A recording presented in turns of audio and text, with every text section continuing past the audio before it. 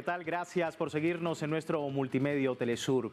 El aumento de fenómenos climáticos extremos ha llevado a un creciente número de personas a ser desplazadas de sus hogares debido a la crisis climática. Estas personas, conocidas como refugiados climáticos, se ven obligados a abandonar sus comunidades por la degradación ambiental y la pérdida de recursos básicos para su subsistencia. A medida que el impacto del cambio climático se intensifica, el tema de los refugiados climáticos ha ganado relevancia en la agenda global, planteando desafíos humanitarios, legales y políticos que requieren una respuesta coordinada a nivel internacional.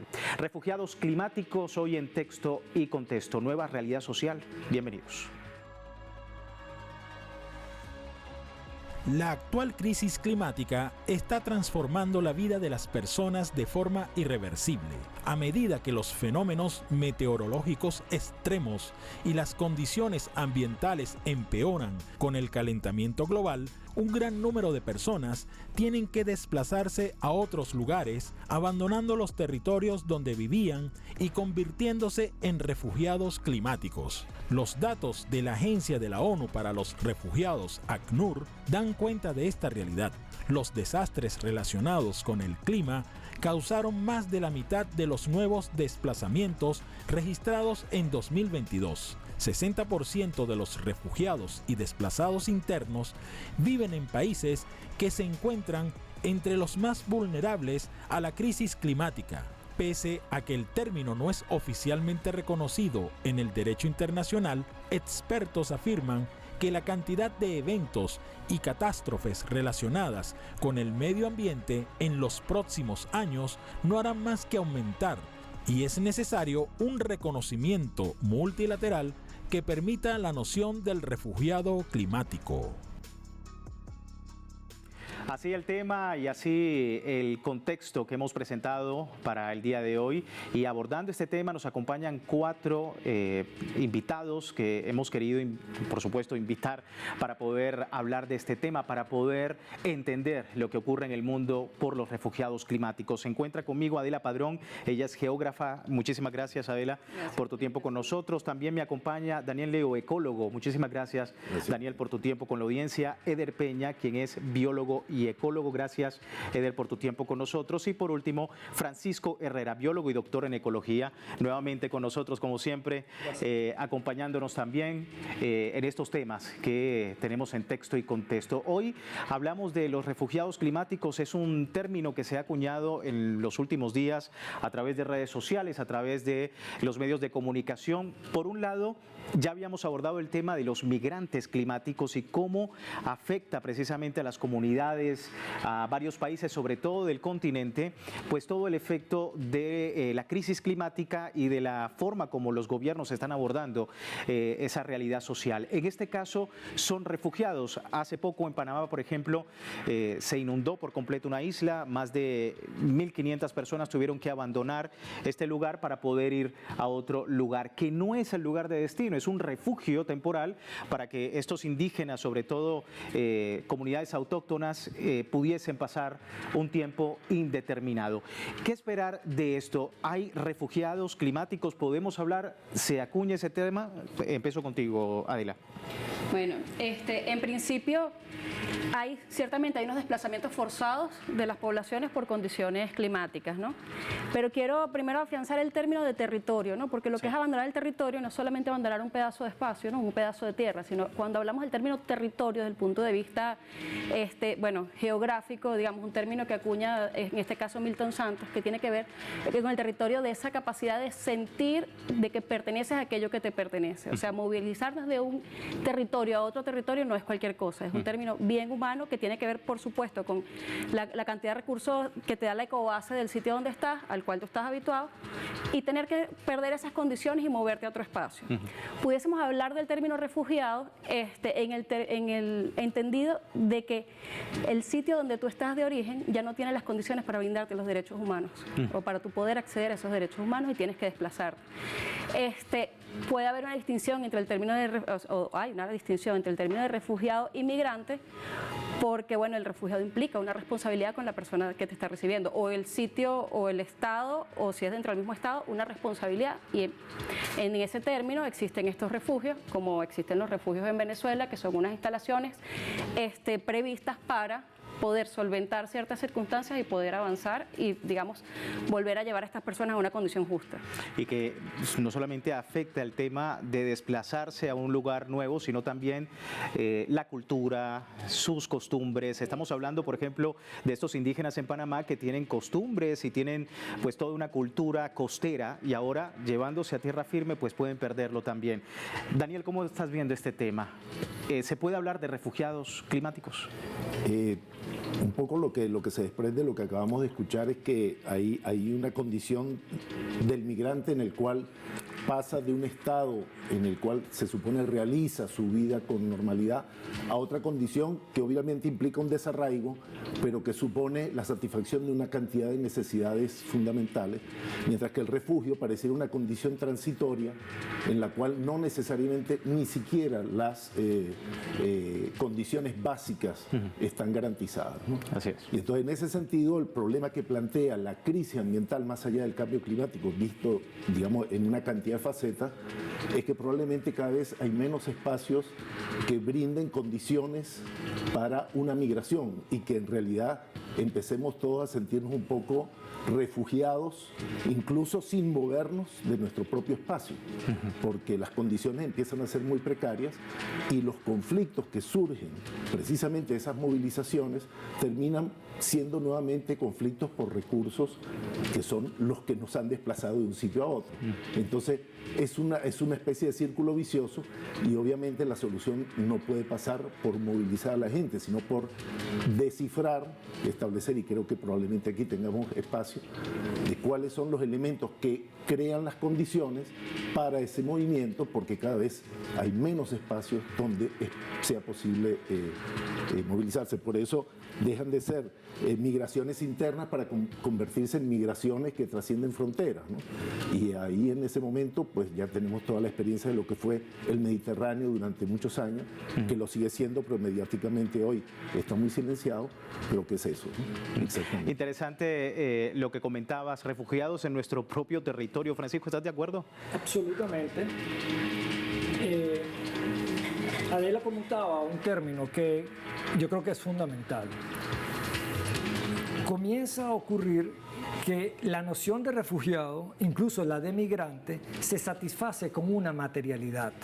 Pero como ella planteaba, el territorio no es algo físico, el territorio es algo cultural, que te constituye culturalmente. Y eso va a tener, al menos, y está teniendo, ahí ahorita una literatura comienza a ser muy rica al respecto, de los efectos psicoemocionales de ser o bien refugiado o bien de ser migrante. Es decir, comienza a constituirse un sujeto en el cual hay una suerte de noción de fracaso, es decir, no logré prosperar de donde yo soy oriundo, porque esto no se refleja como un problema de crisis ambiental, porque no todo el mundo migra o no todo el mundo resulta refugiado, sino que hay unos que sí y otros que no. Entonces, comienza a haber una suerte de condición emocional de fracaso y de depresión. ¿A dónde voy con el tema? Que si la crisis ambiental planetaria sigue su curso no lineal, exponencial, primero esta conversación de migrantes y refugiados no va a ser 1.300 en Panamá, 30.000 en las inundaciones en Brasil. No, van a comenzar a ser números de millones de seres humanos. Cuando comiencen a ser millones de seres humanos, ya no va a haber la posibilidad de figuras legales, porque vamos a estar en una dimensión distinta de la discusión. Entonces, ¿qué ocurre? Que la conversación ahorita quizás tiene sentido, pero puede ser por muy pocos años. La plataforma de Telesur en los últimos días ha estado mostrando, por ejemplo, creo que 24 de los 36 estados de México tuvieron temperaturas por encima de 40 grados centígrados. Es decir, México es un país que supera los centenares de millones de personas y estamos hablando de 2/3 partes del territorio. No hay posibilidad de que tú hagas una pequeña ciudad para recibirlos o un pequeño pueblo para recibirlos. Estos son trastoques de una dimensión descomunal. Probablemente por la situación en Gaza, poco se ha escuchado de lo que está ocurriendo en la India, pero en la India hubo ciudades con más de 50 grados centígrados. Es decir, ya son condiciones que no son aptas para la vida. Es decir, no te estás moviendo porque subió el nivel del mar o porque hubo una sequía extraordinaria, etc. Ya es que primero hay territorios, como decía Daniel, que no hay opciones para ofrecer vida. Y después va a ocurrir algo que no podemos dejar por fuera, que es aquellos territorios que tengan condiciones de agua, de suelos, de alimentos, van a estar en disputa. Entonces, ¿a dónde vamos? Claro, correcto. Más adelante estaremos hablando de ese tema, ¿no? La disputa por los recursos naturales. Pero, Eder, tu opinión sobre el tema. Refugiados, migrantes, somos migrantes. Obviamente hay una dimensión mucho más allá del continente, pero ¿cómo estás viendo también este suceso acá en nuestra Latinoamérica? Bueno, hace 10 o 15 años había una especie de balance como en los foros internacionales respecto a la respuesta de los gobiernos ante la crisis climática. Y se hablaba de adaptación y de mitigación, ¿no? Ciertamente el refugio climático, la solución que ha dado el gobierno panameño es una respuesta de adaptación. Es decir, bueno, ya que no puedes detener la crisis, el cambio climático, entonces buscas maneras de detener sus efectos para que no terminen convirtiéndose en problemas sociopolíticos y humanos, obviamente. Cuando tú hablas de refugio, ya eso te está diciendo que tu respuesta no es precisamente digamos, la más acertada, porque no puedes ni siquiera más ocupar un territorio, poblarlo, no es una cosa de un día para otro. Entonces, en lo que cambia la territorialidad de estas personas, ya entraste en crisis. Dime tú qué historia pueden hacer unas familias en condición de refugio, es decir, a qué historia se enfrentan. Entonces, ya allí creo que el tema humano y el tema político visto desde los gobiernos ya está diciendo que estas respuestas de adaptación parecieran que no son las que se había pensado. Esto, si además le sumas que en nuestros países latinoamericanos como Panamá, ya estamos notando que estos cambios que se vienen, o esta transición ecológica que se viene, es sencillamente cambios de matrices energéticas, y nosotros tenemos la materia prima para esos cambios de matrices energéticas. Entonces estamos también en el centro de, digamos, esos espacios, esos territorios, además tranquilamente pueden ser declarados no habitables y ocupados para la extracción de materiales y de energía que se viene, porque se están agotando esos recursos a nivel mundial. Entonces estamos en un escenario bastante complejo, porque América Latina está, igual que África, igual que Asia, que somos el sur global, estamos en el centro de no solamente del problema climático, sino del agotamiento material, que es el que fundamentalmente esta civilización ha utilizado para llegar a donde estamos. Y la disputa, como es importante, de los recursos naturales. Correcto. Vamos a estar hablando más luego de esta pausa acá en Texto y Contexto. Hoy hablamos de los refugiados climáticos, nueva realidad social. Ya regresamos.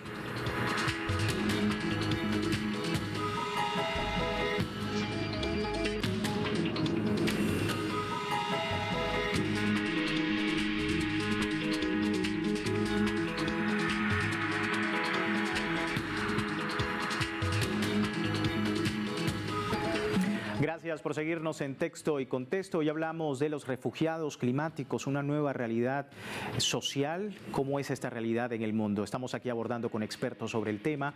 Y bueno, hablábamos antes de esta breve pausa sobre la importancia de que la crisis climática está afectando a varios países de nuestro continente. Ya hemos mencionado a los primeros refugiados climáticos, como la prensa, los medios de comunicación le han dominado, pero pareciera, estos mismos medios de comunicación dicen que pareciera que hay un limbo legal de esta figura como refugiados climáticos, no solamente porque afecta a una persona en el desplazamiento, sino la cultura, el acervo cultural que tienen, las costumbres que pueden perder, y sobre todo las lenguas, el lenguaje, la forma en cómo se están relacionando, no solamente entre ellos, sino con el mundo. Adela, quería preguntarte precisamente esto. ¿Hay un limbo legal sobre los refugiados climáticos? ¿Se pueden de alguna alguna manera también ser considerados en otra figura en el contexto internacional? Sí, mira, de acuerdo al derecho internacional, pues sí hay un limbo porque los refugiados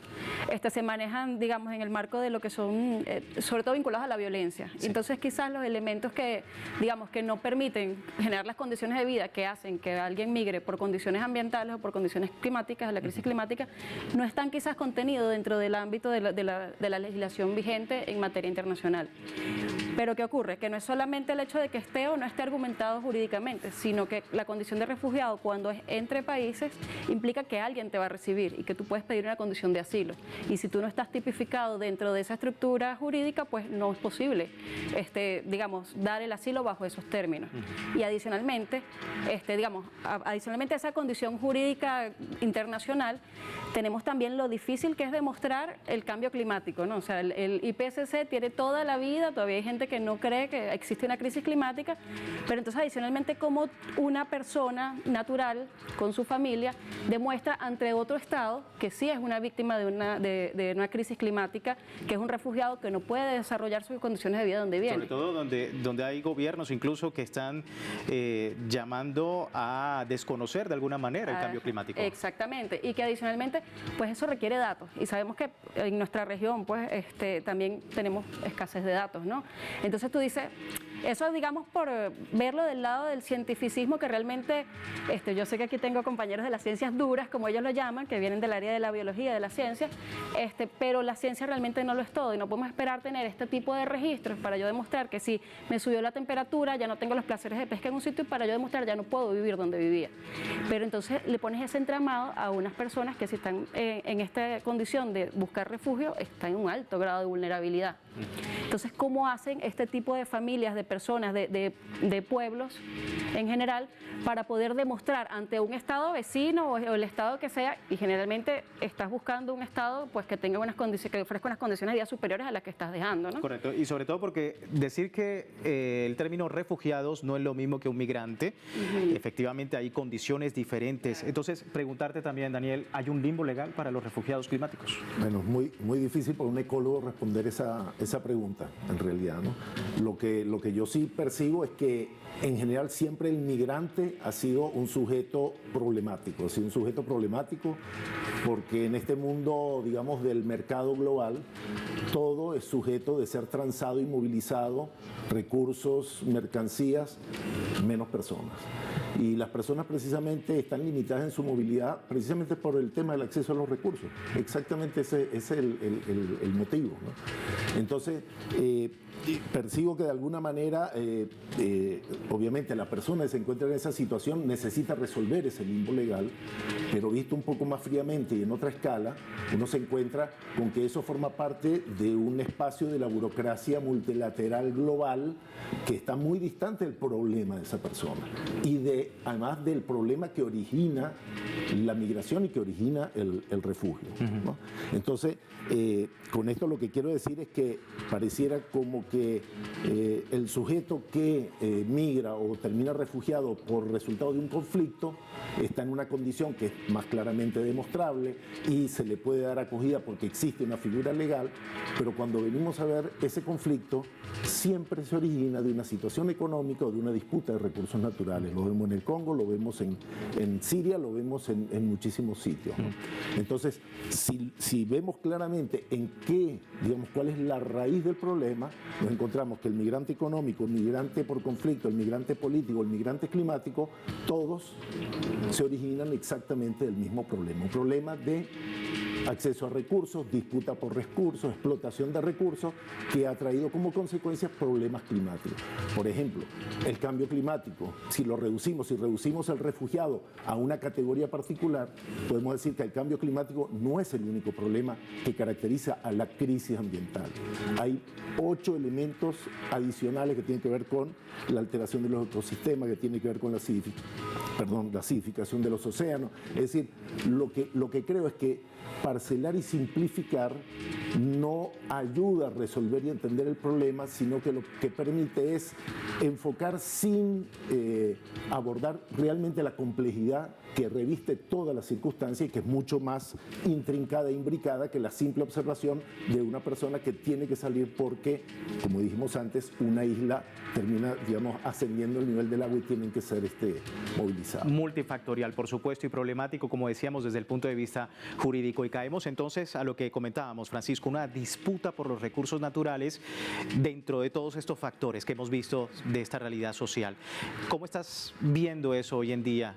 Ya comentábamos anteriormente, en la Unión Europea, por supuesto, hay un distanciamiento aún más de todo este tema. Hay políticas duras para la migración, hay políticas duras sobre todo para el refugiado, es decir, hay una afectación también por ese lado. ¿Cómo estás viendo el escenario? Bueno, lo estoy viendo con preocupación, si es la primera respuesta, pero elementos de los cuales debemos estar atentos, creo que Daniel estaba marcando uno de ellos, es la fragmentación del problema. Es decir, la fragmentación del problema puede ser que ahorita estemos hablando de refugiados por guerra, desplazados por hambruna, desplazados por agotamiento de agua, y cada uno, el sistema de Naciones Unidas lo va convirtiendo en una gavetita independiente. ¿Qué no ha planteado, por ejemplo, el sistema de Naciones Unidas? Una crítica al capitalismo, una crítica al modelo de desarrollo, una crítica a lo que hoy hasta los científicos más reaccionarios reconocen como que los principales problemas ambientales no se fundamentan en una tecnología o en un desliz o en una falta de política pública. Se fundamentan en un concepto que ha sido irracional históricamente y está llegando a cierto punto. Reitero entonces la idea. Fragmentar nos puede, que es analizar, nos puede permitir comunicar, pero siempre recordando que esto está formando parte de una matriz más compleja. Y cierro diciendo, si el capitalismo se está topando con un planeta limitado en energía y limitado en materias primas, tiene dos opciones, o bajar la guardia o apretar. Aparentemente tomó la decisión de apretar. Entonces, ¿qué es apretar? Mayores problemas para los pueblos y mayores problemas para la naturaleza. Eso es lo que llamamos técnicamente una disputa por los recursos. Apretar mayor, sobre todo ahorita, veíamos en Europa, por ejemplo, la extrema derecha ha empezado ya a tomar lugares importantes luego de las elecciones europeas y justamente ha sido el tema de la migración uno de los más importantes o sensibles para esa parte del mundo, esa región del mundo que, como decíamos, también está trastocando refugios, está trastocando migrantes, están trastocando la realidad de muchas personas refugiadas. Eder, la realidad hoy en día, desde el punto de vista electoral, político, como hemos visto recientemente en Europa, y todo lo que hemos visto sobre jurídicamente de refugiados en el ámbito internacional. ¿Qué esperar de ahora en más? Bueno, esperar no siendo optimista, sino siendo realista, pudiéramos esperar mucha más fragmentación en la misma concepción del ser humano de sí mismo. Sí. Es decir, la gente cada vez se va dando cuenta de que como que no hay salidas, como que las alternativas están bloqueadas o han sido apropiadas o están siendo mercantilizadas. Y el ser humano promedio europeo debe sentir que está caminando en un terreno fangoso en donde no hay mayores esperanzas, sino seguir haciendo lo mismo, huir hacia adelante. Es decir, y con una sociedad bienestar asustada para no compartir lo poco que le queda. Exactamente. Entonces, digamos, hay una especie de virus del miedo que no es nuevo. Hay canciones que hablan del virus del miedo de los años 80, de los años 90, en donde es una sociedad que se va a ir cerrando a sí misma. ¿Y eso qué hace? Bueno, que pierdas la contextualidad, que pierdas tu relación con la naturaleza, que pierdas tu relación con los otros y que tomes decisiones electorales o sencillamente cotidianas en las que los demás no estén. O sea, por ejemplo, esa visión de exculpar a las élites europeas, que son las que han generado la expoliación en nuestros territorios y que terminan generando oleadas migratorias a la misma Europa. O sea, en esa lógica, que una persona crea que va a resolver eso votando por quienes ocasionaron el problema o quienes hacen como que no lo ocasionan, pero que también lo ocasionan. Entonces, la situación de no esperanza y que además nos ha pasado acá en el continente, ya hemos visto algunos ejemplos, acá en América Latina, es quizá, ese es el realismo del que te hablo. Ahora, el optimismo es mantener la esperanza, pero movilizada, es decir, generar las alternativas, pero con movilización, más allá de discursos, más allá de paneles, de foros, politizar la sociedad y que la sociedad pueda tener niveles de reflexión para hallar los caminos de cómo sortear lo que viene. La esperanza, por supuesto, es un término que tiene que ver con esto, está asociado sobre todo a la gran realidad que enfrentan los refugiados, no solamente en nuestro continente y el mundo. Pero, ¿qué podemos hacer? ¿Qué opina usted? Le invito a que a través de nuestro correo contáctenos @telesurtv.net pueda dar el feedback con nosotros sobre este y otros temas aquí en Texto y Contexto. Lamentablemente se me termina el tiempo. Muchísimas gracias a todos ustedes por acompañarme, ustedes también en sus casas. Más adelante otro tema importante estaremos abordando acá en nuestro programa. Siga con nosotros.